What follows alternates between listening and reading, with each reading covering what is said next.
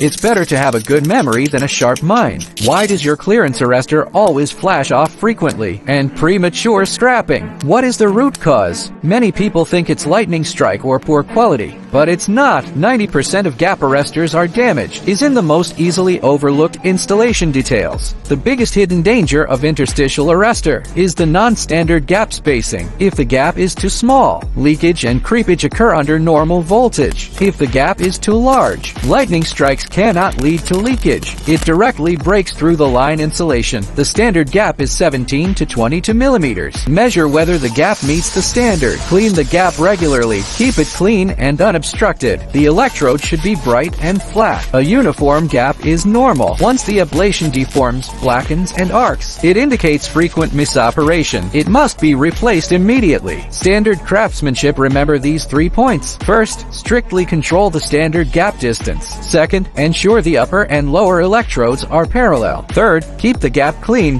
free of debris and vines. To ensure reliable operation in the instant of lightning, quickly extinguish the arc. Small gaps are the key throat for high-pressure lightning protection, and a little bit of power is not enough.